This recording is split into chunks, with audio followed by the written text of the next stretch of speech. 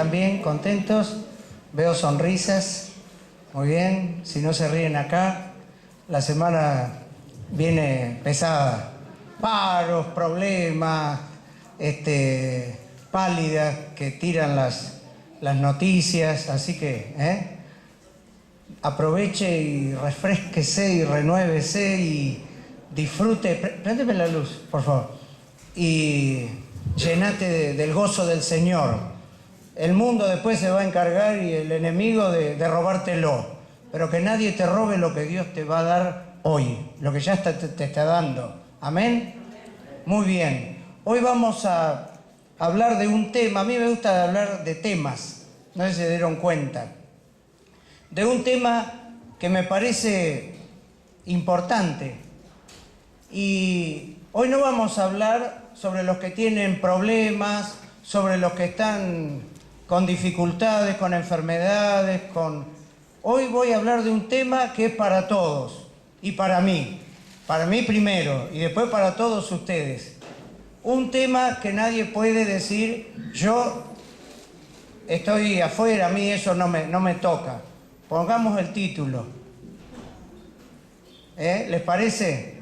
Es para todos. Aún para el que cree que es el más humilde en esta noche, a todos nos toca. Ahora, no estoy hablando del orgullo, el orgullo que uno puede sentir, no sé, al recibir un premio, o el orgullo de tener algo lindo, como la vida que me regaló 2 nueras hermosas. Yo tengo ese orgullo. Eso es una satisfacción interior que está bien. Hoy vamos a hablar del orgullo, que es ese sentimiento negativo de arrogancia, de vanidad, de creerse superior. Y en vez de ir a buscarlo al diccionario, encontré un versículo en la Biblia que más o menos nos dice lo que es el orgullo. Vamos a ponerlo, por favor. Jeremías 48, 29. Dios le está hablando, por medio de Jeremías, le está hablando a Moab. Moab era una nación vecina al pueblo de Israel. Estaba en la parte sur, ahí abajo del Mar Muerto, que es alargadito, ahí. Y le está dando unas palabras fuertes en todo el capítulo ese, y le dice al final, porque hemos oído la soberbia de Moab, que es muy soberbio, arrogante, orgulloso, altivo y altanero de corazón. Ahí está definido. ¿Qué es el orgullo? La soberbia, la arrogancia, la vanidad, la altivez, cuando uno se cree superior, el altanero de corazón. Ahí está la definición.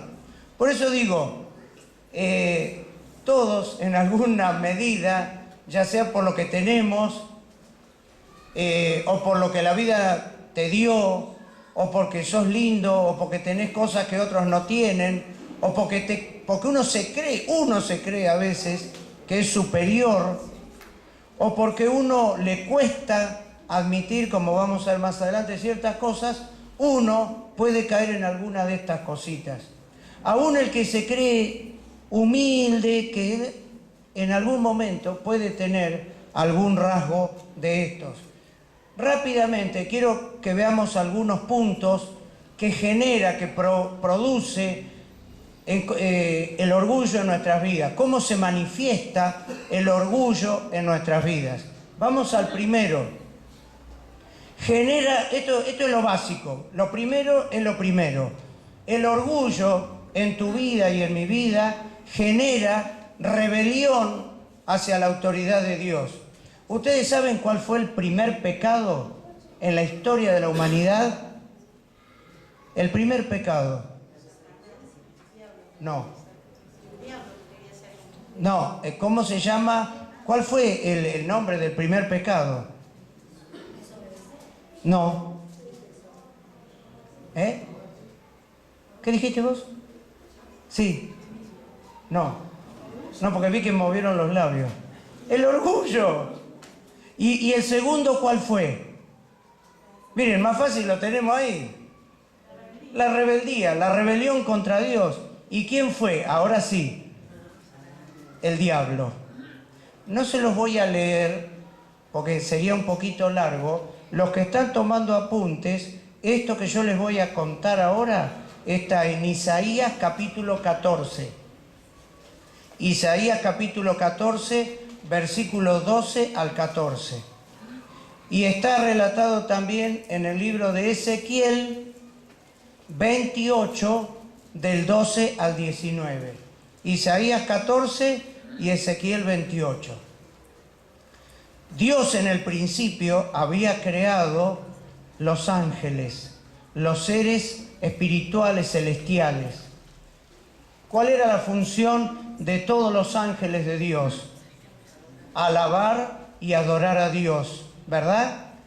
Dentro de esos ángeles que tenían sus jerarquías en orden de importancia y de función, había uno que era Satanás, un ángel luminoso, Lucifer, creado por Dios. ¿Me siguen hasta ahí? Una de las funciones que él tenía era recibir las alabanzas de todos los seres creados, de todos los seres celestiales, y transmitírselas ¿a quién? A Dios. Era como un gran director de alabanza, como las chicas, los chicos que dirigen la alabanza. ¿Me van siguiendo? Ahora, la Biblia dice en esos dos pasajes que yo no sé si estoy... Bueno, y entonces, porque después hay otras cosas. Dice la Biblia que él era tan hermoso, tan perfecto, tan precioso, tan inteligente y tan importante, que él un día entró el orgullo en su corazón y dijo: ¿qué estoy haciendo yo acá abajo? Si yo podía subir hasta el mismo trono de Dios y ser igual que Dios. Y entró el orgullo en su corazón y no se contentó con estar en el plano de sujeción a Dios que le había sido dado, y entonces él quiso subir. Y esa fue la caída. Eso es la rebelión, rebelarse contra la autoridad de Dios. ¿Cuál fue el castigo? Fue arrojado, fue echado, fue expulsado. ¿A dónde? Al mundo. Los teólogos dicen, ¿saben cuál es el primer versículo de la Biblia? Génesis 1:1, que dice: en el principio creó Dios los cielos y la tierra. ¿Qué dice Génesis 1:2? La tierra estaba desordenada y vacía. Entonces dice, ¿cómo Dios puede crear algo que no sea perfecto, que esté desordenado y vacío? Bueno, una de las conjeturas, y esto a lo mejor, no sé si estarán conmigo de acuerdo, pero no es materia para ponernos a discutir ahora. Muchos teólogos creen que entre el versículo 1 y el versículo 2 de Génesis sucedió esto con Satanás, la rebelión. Y cuando el diablo fue echado, arrojado de la presencia de Dios al mundo, empezó el caos y el desorden, y Dios, ahí empezó el proceso de la creación. El agua empezó a dividir la tierra del agua, creó el cielo, las estrellas, el sol, las plantas, el ser humano, el hombre y la mujer, al final de todo. ¿Me van siguiendo? Esa fue la actitud de Satanás. Ese fue el primer pecado, el orgullo, que lo llevó a la rebelión, a la rebeldía contra Dios. Hay personas que dicen que se someten a las autoridades, pero en realidad, o que están sometidos a la autoridad de Dios, pero son rebeldes y no se someten, no saben someterse a las otras autoridades. ¿Cómo es esto? Porque hay un libro que lo hemos leído en el equipo pastoral, yo se lo recomiendo. está agotado, pero lo tenemos y se lo podemos fotocopiar. Se llama autoridad espiritual, de Watchman Nee, autoridad espiritual. Y él dice ahí, no se puede estar con Dios en los principios y estar con el diablo en las actitudes. Vos decís, yo con Dios estoy bien, yo a Dios me someto, me sujeto a la autoridad de Dios, pero al gobierno no me sujeto, a mi esposo no me puedo sujetar, al patrón, ese jefe que tengo horrible de aguantar, no, ¿cómo me van a pedir? Entonces, hay una contradicción, ¿se dan cuenta? No podemos estar con Dios en la doctrina o en los principios y estar con el diablo en las actitudes, porque la actitud del diablo ha sido de rebelión contra Dios y de falta de sujeción y de orgullo. Salvo, escucha esto, a menos que vos tengas un encuentro personal con la autoridad de Dios, no vas a poder nunca, pero nunca, someterte a nadie. Te va a costar, por no decir que va a ser imposible. ¿Quién puede someterse? ¿Quién puede sujetarse? Aquel que alguna vez tuvo un encuentro con la autoridad de Dios. Muy sencillo. Si vos nunca te humillaste ante la autoridad de Dios, te va a costar hacerlo delante de otras personas. Por no decir que va a ser imposible.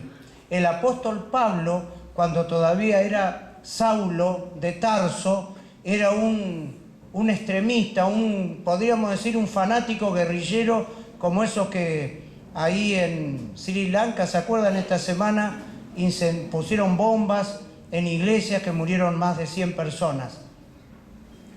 Era así Pablo. Cuando iba en el camino con sus compañeros a caballo, se le apareció el Señor y tuvo un encuentro con la autoridad de Dios. Y él fue derribado a tierra y ahí se humilló y Dios lo quebrantó. Y él pudo hablar y él podía hablar de la autoridad de Dios y de la sujeción cuando hablaba en todas las cartas que él escribió. ¿Por qué? Porque él había tenido un encuentro con la autoridad de Dios. Punto número 2. ¿Qué pasa cuando tenemos orgullo? No podemos reconocer o asumir que tenemos defectos. Todos tenemos defectos. Todos somos imperfectos. Todos tenemos, como dice el refrán popular, algún muerto adentro del placar. Todos tenemos algo. Todos tenemos debilidades. Algunos más grandes, otros más chicas, otros más evidentes, otras menos. Hay debilidades o defectos del carácter, de los pensamientos, de las adicciones, un montón de cosas. ¿Y qué pasa? ¿Por qué no mejoramos? ¿Por qué nos cuesta tanto superar todo eso? ¿Por qué la gente busca y gasta en terapias y en psicólogos y en todo tipo de tratamientos? ¿Por qué? Y no solucionamos nada. Porque nos cuesta esto, asumir el orgullo como ese hombrecito que no lo quiere largar para tener una mano libre y agarrar la mano que lo quiere ayudar. Nos cuesta. El primer paso, escuchá esto, el primer paso para la recuperación, jóvenes, grandes, el primer paso para la recuperación, ¿cuál es? Asumir, reconocer. Si no, Dios no puede hacer nada. Ni el psicólogo, ni Dios, ni el que te quiere ayudar, que está a tu lado. El orgullo hace que nosotros no podamos reconocer. Y si lo reconocemos, supongamos que uno dice, bueno, yo tengo tal o cual problema, pero lo justifico. Digo, bueno, pero la culpa no es tanto mía, sino del hogar donde yo nací, del ambiente de donde vengo, de la crianza que tuve, de la familia que me tocó. Queremos justificar, ¿no es cierto? De las situaciones que se me dieron, que me empujaron y me llevaron a hacer lo que hago. O a veces lo minimizo. digo, bueno, pero lo que yo hago no es tanto, no es para tanto tampoco. Yo tengo defectos, y comparo a veces. Y digo, sí, pero mi vecino u otras personas son peores. ¿No es cierto? Hay otros, siempre va a haber otros que son peores que yo. Pero eso no me justifica. Y el orgullo me impide soltar para reconocer que necesito ayuda. Había la Biblia, el Evangelio, Jesús cuenta la historia de un muchacho que lleno de arrogancia y soberbia le dice, viejo, quiero la parte que me toca de la herencia y la quiero, no estoy dispuesto a esperar hasta que vos te mueras. Quiero heredar ahora, ya. Bueno, el padre le dio. ¿Y qué hizo ese hijo? ¿Conocen la historia que estoy contando? El hijo pródigo. Se fue. Empezó a gastar, farra, juerga, amigos por todos lados. Cuando hay muchas cosas. Hasta que se le acabó. Y cuando se acabó, empezó a tener necesidad. Y empezó a tener hambre. Y empezó a estar solo. Y empezó a pedir ayuda. Y nadie le daba. Hasta que lo único que consiguió, ¿qué fue? En un chiquero de cerdos, de chanchos, alimentar con algarrobas, hacían una pasta de algarrobo para alimentar a los chanchos. Y ni eso le permitían comer. De estar allá y tenerlo todo, bajó hasta estar en el chiquero alimentando chanchos, siendo el heredero.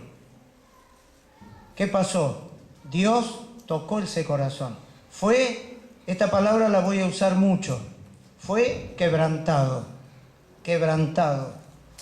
Y entonces cuando estaba ahí, en la mala, en la peor de las situaciones, dijo, ya sé lo que voy a hacer. Se le prendió una lucecita interior.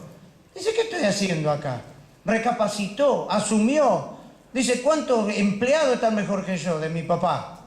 Así que me voy a levantar, voy a ir, le voy a decir que estoy arrepentido, que me acepte, que me dé una nueva oportunidad. Pero tuvo que vencer, ¿qué cosa? El orgullo. Y el orgullo fue primero quebrantado por la situación. En tercer lugar, el orgullo hace que rechacemos los consejos. O si lo aceptás a los consejos, que no le hagas caso. Había un pastor muy amigo nuestro, Pastor Biondi, que me sabía decir, una de las tareas más duras, más difíciles de la tarea pastoral, una de las cosas que más duelen en el alma, es que el 70%, él decía eso, pero puede parecer exagerado, pero es un número fuerte. El 70% de los consejos que el pastor da a la congregación no son tomados, no lo hacen. No, entra por un oído y sale por el otro. Entonces, ¿cuál es el problema? El orgullo nos impide recibir los consejos. ¿Por qué? Porque pensamos, uno dice, ¿quién va a dirigir mi vida? ¿Quién me va a decir lo que yo tengo que hacer?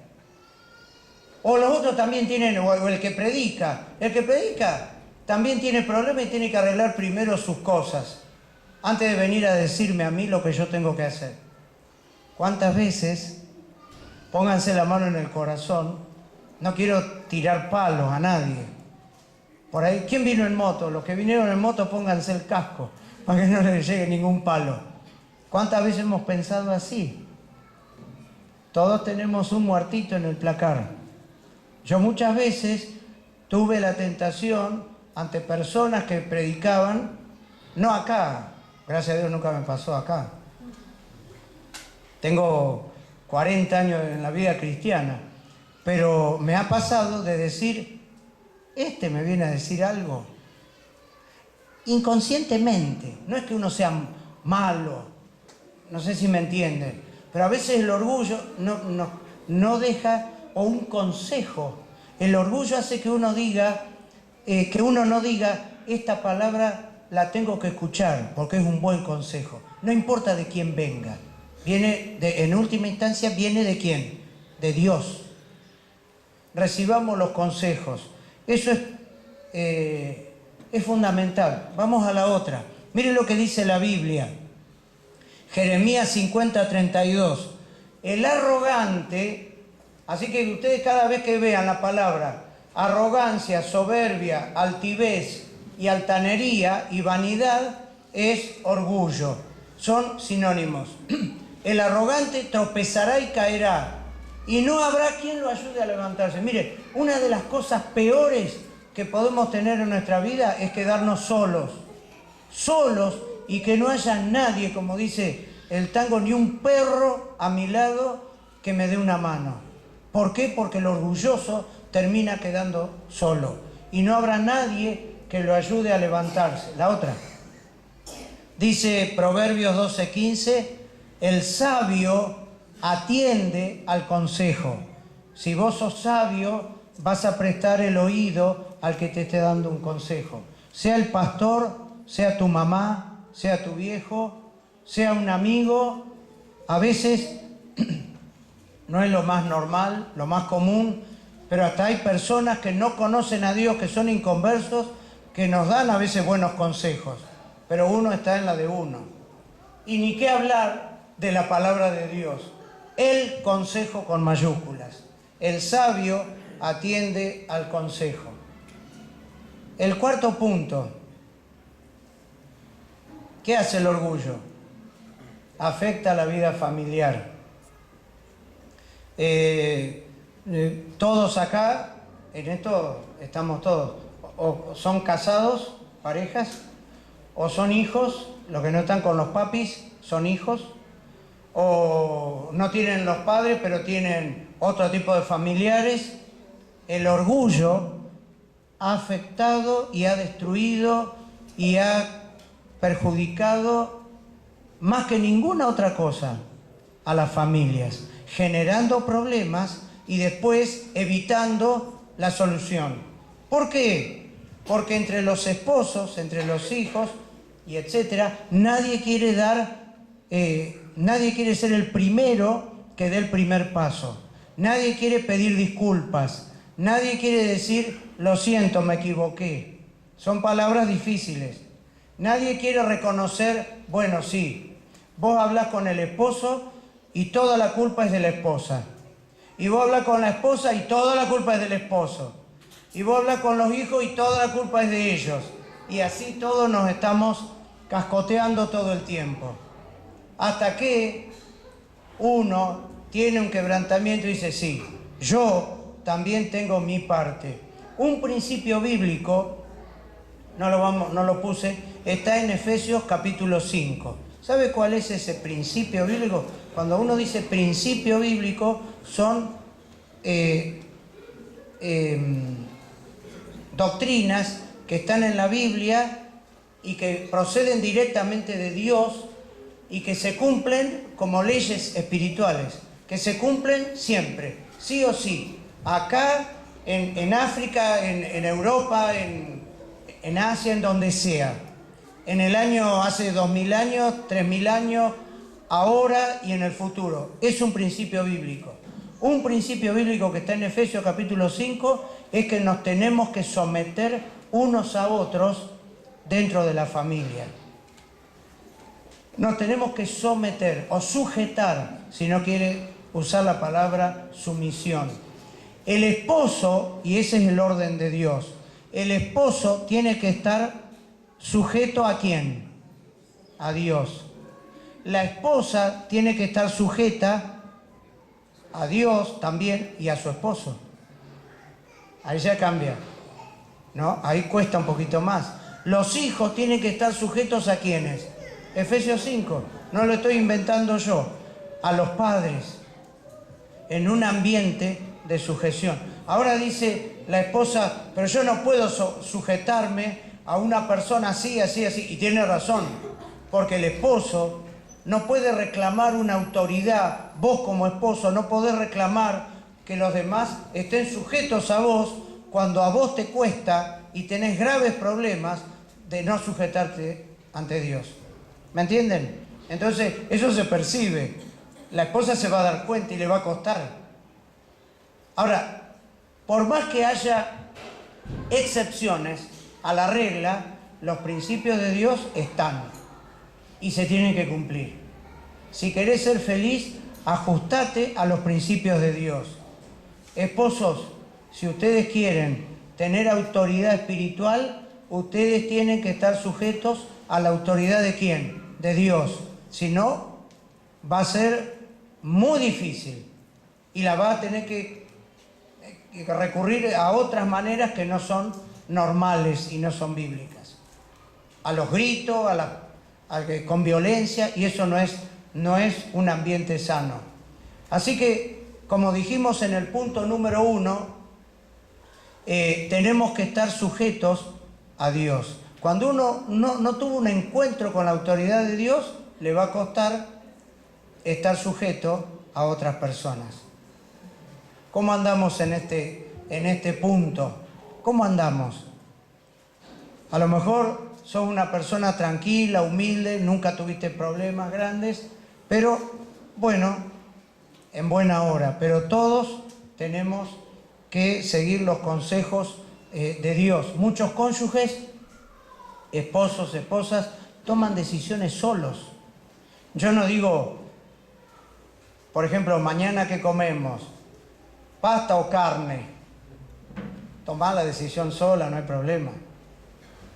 Pero a veces yo conozco de familias que han salido, la mujer salió a comprar una heladera, a ponerse en un plan de ahorro de un auto, y el esposo no sabía nada.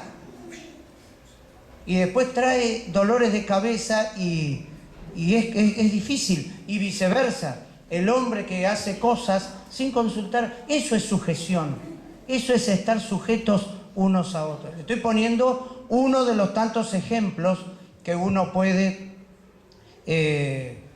pasar a lo largo de la vida. El quinto punto y el penúltimo, son 6. El orgullo nos impide, ¿qué dice? ¿Se ve desde el fondo? Trabajar en equipo. A ver, vamos a relajarnos un poquito. Le voy a pedir que levante la mano todos los que tienen un trabajo, aunque sea en blanco o en negro, pero que trabajan, no las que son amas de casa. Las que son amas de casa no trabajan. No. A ver, levante la mano todos los que tienen un trabajo. Bueno, la mayoría, bájenla. Ahora escuchen la pregunta. De todos los que levantaron la mano, ¿quiénes tienen un trabajo que tienen un patrón y que tienen por lo menos un compañero de trabajo? Yo no tengo patrón, pero tengo muchos compañeros de trabajo. Muy bien. Saben que es difícil. Díganme si no. Con compañeros de trabajo es difícil convivir. Todos los días, ver las caras que traen, los problemas, las cargas. Mañana lunes, ni qué hablar. ¿Por qué? Porque hay, y ni qué hablar de las personas que por naturaleza les cuesta amoldarse a otras personas, a un ambiente de trabajo. ¿Es así? ¿O yo soy el único que le pasa eso? ¿Les ha pasado? Nos cuesta. ¿Por qué? Porque el orgullo dice, mejor si estuviera solo. Mejor, antes de tener compañeros de trabajo que son imbancables, prefiero estar solo.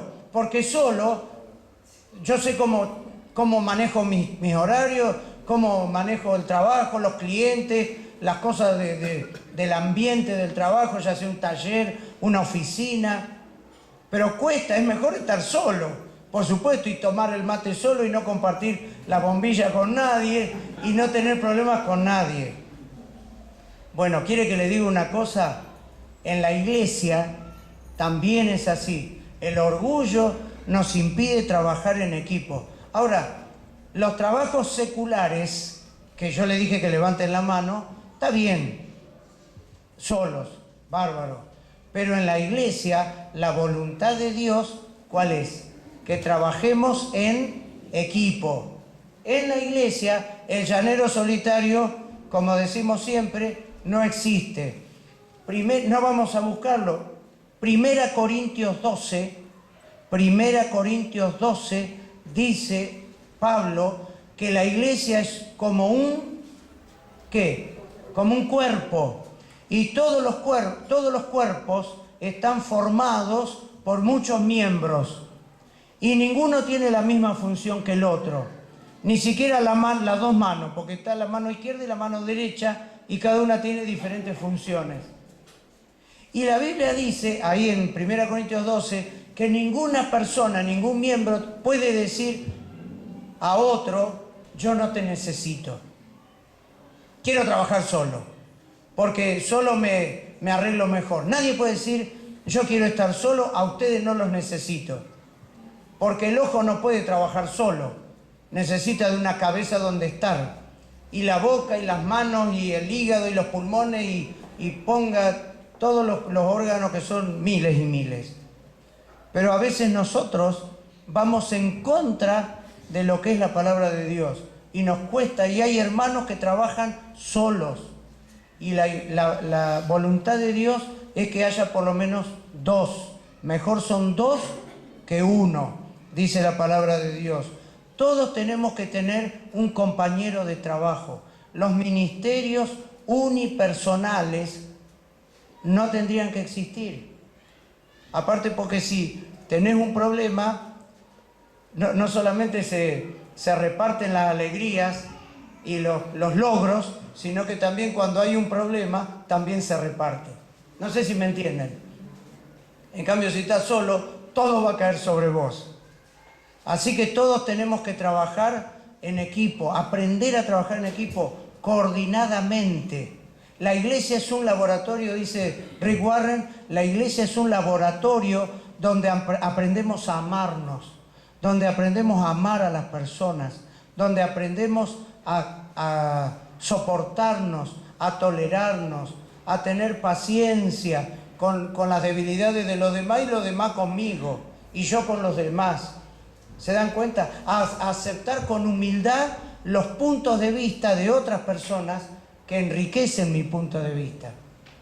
Pero el orgullo no nos deja, y el orgullo hace que uno quiera estar solo y le cueste trabajar en equipo. Y por último, la número 6, Pablito. El orgullo hace que se retrase el plan de Dios para tu vida. Se retrasa el plan de Dios, el plan que Dios tiene para tu vida. Yo no sé cuántos saben acá, cuántos la tienen clara, que Dios tiene un plan para tu vida. ¿Sí? ¿Me siguen los del fondo? Dios te creó único, y Dios te salvó por la sangre de Jesús. Y Dios tiene un propósito para tu vida. Dios tiene un plan para tu vida. Dios tiene algo que por ahí ni vos ni te imaginás, y es único para vos. Y Él, dice la Biblia, que lo va a cumplir y lo va a llevar a cabo. Y nosotros siempre repetimos el versículo de Filipenses 1:6, ¿se acuerdan? Que dice, el que comenzó en ustedes la buena obra, la va a llevar a cabo y la va a cumplir hasta el día que Él venga a buscarnos. Ahora, yo te quiero decir una cosa, una aclaración, perdón que les pinche el globo. Dios no va a hacer su voluntad, ni va a llevar a cabo sus planes y sus propósitos para tu vida, si yo le estorbo. Si yo con mi orgullo quiero dirigir yo mi vida y no someterme a lo que Él tiene para mí. No sé si me explico. ¿Se entiende esta idea? Yo puedo retrasar ese plan de Dios. O yo puedo hacer directamente que no se cumpla, que no se lleve. No es que Él lo va a cumplir sí o sí. Él lo puede frenar o se puede frustrar. Nosotros se lo podemos boicotear, permítanme la palabra. Podemos boicotear lo que Dios tiene para nosotros porque se le hacemos difícil. Y hay gente que es especialista en hacerle difícil las cosas a Dios. Y lo único que logra es que lo lindo que Dios quiere hacer en tu vida se retrase, perdés tiempo. y se retrasa. Y eso lo hace el orgullo. Vamos a poner la próxima. Mirá lo que dice la Biblia. El Señor es excelso. Excelso quiere decir que es alto, que es sublime, que está por encima de todos y de todo. Dice, pero a pesar de eso, de que Dios es tan altísimo, Él toma en cuenta a los humildes. Miren qué lindo. Pero ¿qué pasa con los orgullosos? Los mira de lejos. Yo no quiero que Dios me mire de lejos. Yo quiero que me tenga en cuenta. ¿Qué querés vos? Que Dios te tenga en cuenta. Que Dios bendiga tu vida. Que Dios escuche tus oraciones. Que Dios prospere todo lo que vos hacés. Eso es lo que queremos.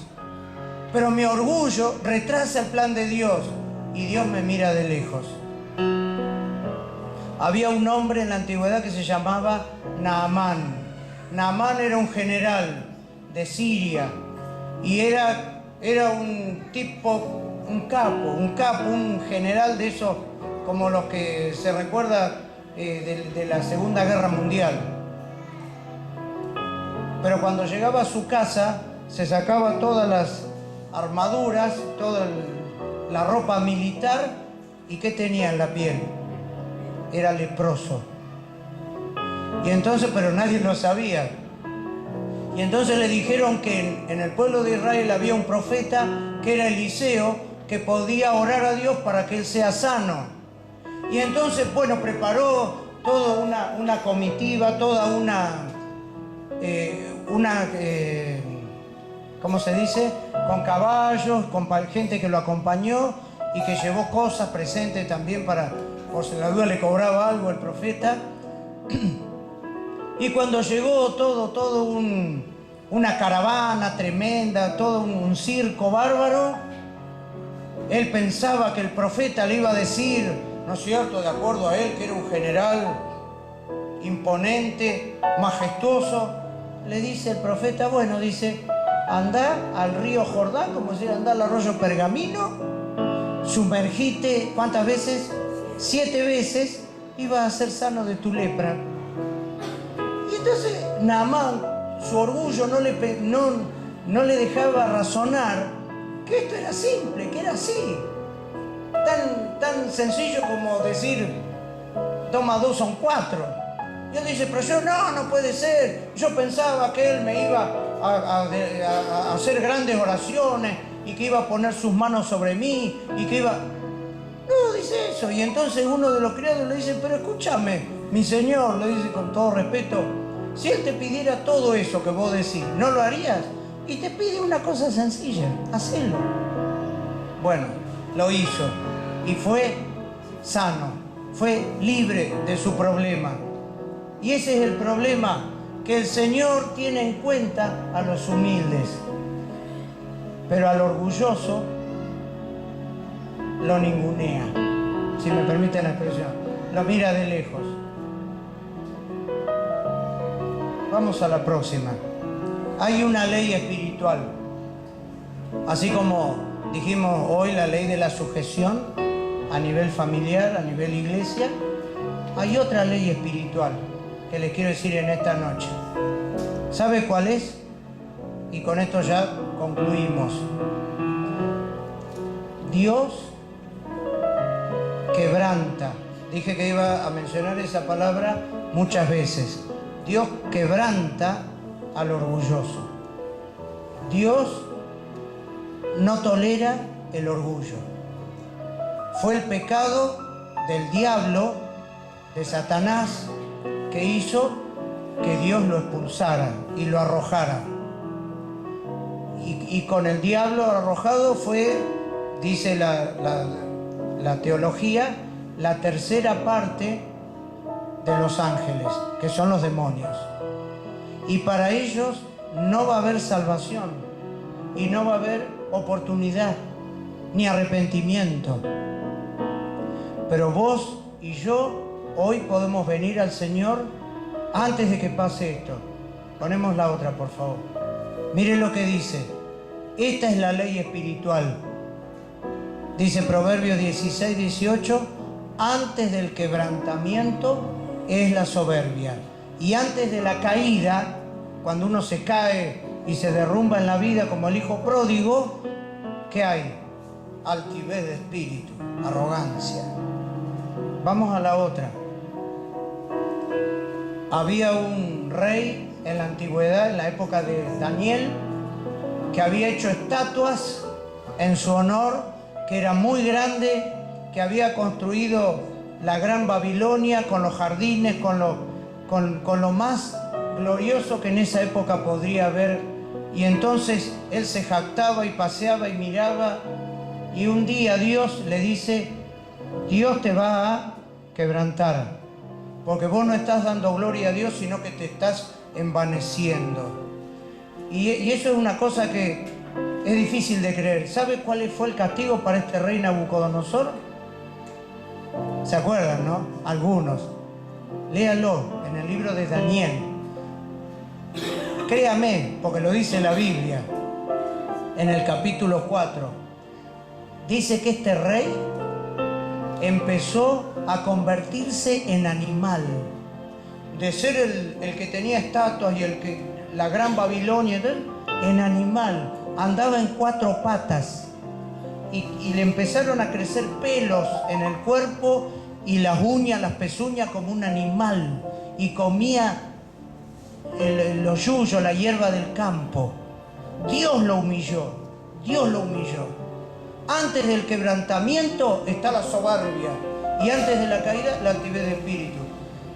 Después de un tiempo, léanla después en Daniel capítulo 4, este rey humillado dijo así, reconoció y oró, y dice: ahora yo, Nabucodonosor, alabo, engrandezco y glorifico al Rey del cielo, porque todas sus obras son verdaderas.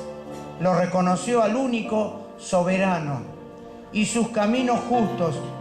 Y leamos todos juntos, a ver. Y él puede humillar a los que andan con soberbia. Él puede humillar a los que andan con soberbia. Yo lo digo con todo temor. Espero que esta palabra no se cumpla en mí. Porque si Dios me tiene que humillar, ojo, viene un hachazo muy grande, como vino en la vida de Nabucodonosor. Que Dios no tenga que llegar al punto de quebrantarme, porque Él lo puede hacer. Él puede, dice, humillar a los que andan con soberbia. Y lo dijo alguien con conocimiento de causa, porque Dios lo había humillado a él. Vamos a inclinar nuestros rostros y vamos a pensar un poquito antes de terminar este mensaje. ¿Cómo andamos con este tema? ¿Cómo andamos con el orgullo? ¿Tuviste alguna vez un encuentro con la voluntad de Dios, con la autoridad de Dios? ¿Tuviste un encuentro con el Señor? ¿Lo dejaste entrar en tu corazón?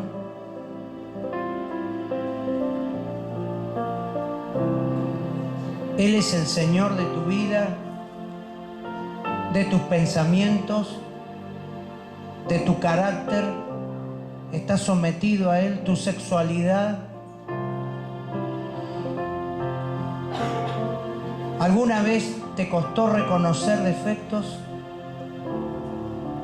¿O sos de los que dice, yo no tengo nada?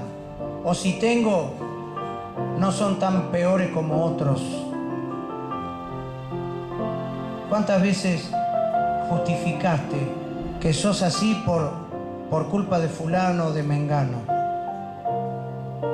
¿Cómo andas con el tema de aceptar los consejos que te dan otras personas? El orgullo te hace rechazar los consejos. O los escuchás, pero después haces la tuya. ¿Cómo andás en tu vida familiar? ¿Qué tal los esposos? ¿Estás sujeto a Dios? Dios es el soberano de tu vida, es la autoridad en tu vida, entonces tu esposa va a estar sujeta a vos. Si no, va a ser muy difícil. ¿Qué tal las esposas? ¿Están sujetas a Dios? ¿Hay armonía en la casa? No importa que tu esposo no sea el hombre de Dios que a vos te gustaría, que vos soñás, pero empezás sujetándote a Dios y vas a ver cómo Él te da el poder y te da la fortaleza para que las cosas se vayan acomodando. ¿Podés trabajar en equipo? ¿Qué tal en el trabajo? ¿O sos un rebelde? ¿O tenés orgullo? ¿O te cuesta aceptar al patrón, al jefe, al encargado? ¿Qué tal en la iglesia? ¿Trabajás solo, sola? ¿Estás en un ministerio en donde no soportás mucho? ¿O es algo que, bueno, gracias a Dios, has podido superar? Y finalmente te pregunto, ¿cómo andás con el plan de Dios para tu vida? ¿Dios está llevando a cabo su plan y sus propósitos en tu vida? ¿Se la hace fácil? ¿Orás? ¿Le preguntás? ¿Lees su palabra? ¿O crees que vos sos el jefe? ¿Podés tomar tus propias decisiones? ¿Que podés dirigir tu vida? ¿Que no te vas a equivocar? Y Dios está ahí mirando de lejos. El Señor es excelso y alto, pero Él toma en cuenta a los humildes y mira de lejos a los orgullosos. Querido Señor, en esta hora estamos delante de tu presencia, reconociendo que este es un problema, un pecado, un sentimiento y también una actitud, la del orgullo, que nos ha traído muchos problemas. Trajo problemas a toda la humanidad y también a mí. Señor, en este momento me arrepiento. Confieso que es un problema en mi vida que me ha frenado en mi crecimiento espiritual. Confieso que esto del orgullo, de la arrogancia, aunque la gente no lo note, es algo que me cuesta superar y que me trae problemas, a la corta o a la larga. Señor, no quiero que vos me quebrantes. Quiero ser dócil en tus manos. Quiero ser humilde, Señor. Quiero en este momento reconocer, asumir, traerlo y ponerlo a tus pies. Pedirte perdón. En el nombre de Jesús, quiero pedir perdón. Quiero renunciar a esta actitud de orgullo, de soberbia, que hace que tenga problemas en mi familia, que hace que no reconozca mis errores, lo que a mí me toca, la responsabilidad que yo tengo. Te pido perdón, lo reconozco, renuncio a eso. Quiero obtener la humildad del Señor Jesús. Señor, dame tu amor, tu pureza, tu santidad.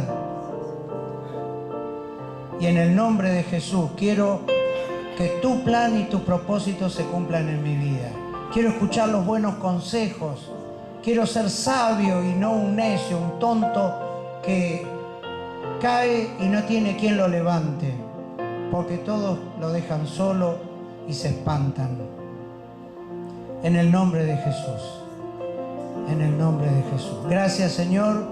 Hoy es una noche hermosa de libertad, de cadenas rotas.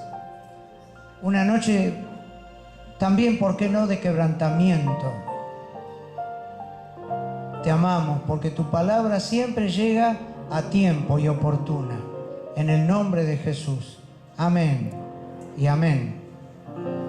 Y yo les pido que, si usted quiere, vamos a hacer una, digamos así, le voy a pedir, ya que me han brindado, muchas gracias, 30 minutos de su atención, le voy a pedir un favor más, que usted rompa el orgullo. Una de las cosas que el orgullo hace, que nos impide, es hablar con otra persona, decirle, tengo tal problema o tal otra. Un varón con un varón, una mujer con una mujer, de confianza. No a nivel trabajo, mundo, sino acá, que sea cristiano, maduro. Dígale, ore con ella, ore con él, busque ayuda, no se corte solo, porque es difícil, solo no se puede salir. El mundo lo sabe, la gente sabe que solo no puede salir, por eso gastan plata en el psicólogo, en los terapeutas y en todas esas cosas. No se corte solo.